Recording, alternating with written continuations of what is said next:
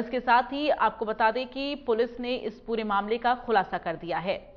चलिए खबरों में अब आगे बढ़ेंगे और बात करेंगे अलवर लोकसभा क्षेत्र के बीजेपी उम्मीदवार भूपेंद्र यादव से। इंडिया न्यूज के संवाददाता लोकेश भारद्वाज ने खास बातचीत की। इस दौरान बीजेपी उम्मीदवार ने कहा, ये चुनाव राष्ट्रीय मुद्दों पर राष्ट्रीय हितों के लिए है और विकसित भारत के संकल्प के लिए लड़ा जा रहा है।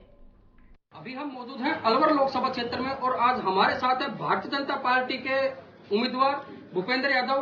हम आपसे जानेंगे कि सर अभी आप क्षेत्र का दौरा कर रहे हैं, तो मुख्य क्या क्या भूमिका रहेंगी?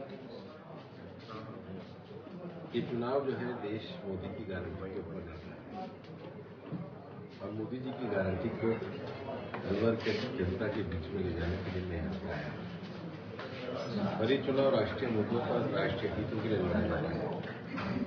ये चुनाव विकसित भारत के संकल्प के लिए लड़ा जा रहा है और इन्हीं मुद्दों को लेकर के जनता के बीच में जा रहा है और सब लोग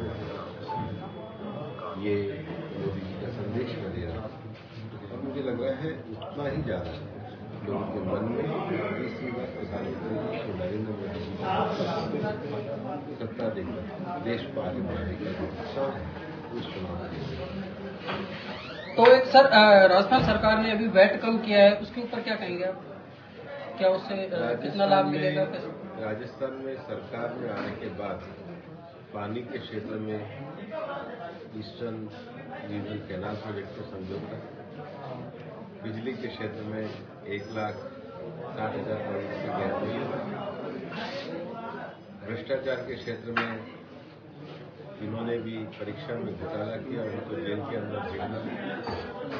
और भारतीय जनता पार्टी ने जो अपने संकल्प पत्र में कहा उसके अनुरूप ही उसको पॉलिसी डॉक्यूमेंट बनाकर वैट में भी कमी करके उसकी तरफ कदम उठाया। गहलोत जी के टाइम में हम काफी कहते रहे हिंदुस्तान का सबसे महंगा पेट्रोल राजस्थान में होने लगा।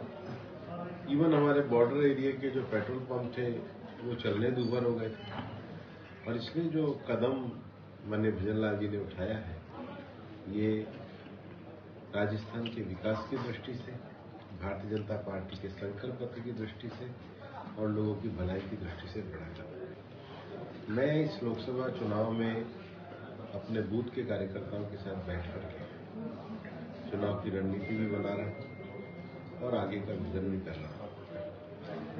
और अब घाट के श्री स्वर्गीय घासीराम जी के समाधि स्थल पे और अभी चौधरी धर्मपाल जी के भी समाधि स्थल पे जाकर के उनको नमन किया है और बाद में कुछ क्षेत्र के प्रमुख लोगों से बैठकर इस क्षेत्र के विकास की बातों पर भी चर्चा।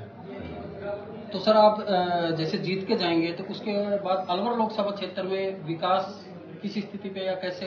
विकास का अर्थ यह है कि हम केंद्र सरकार की योजनाओं को कैसे जमीन पर लेकर के आते हैं।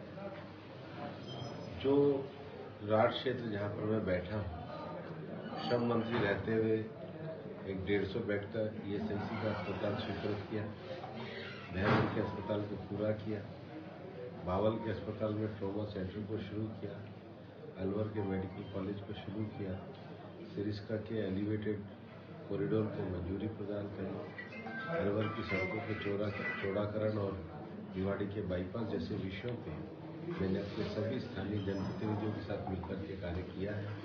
भाई मंजीत जी बैठे हैं, इनके साथ मुंडावर में जी के लिए मैंने अनेकों गाँव में पैसा दिया।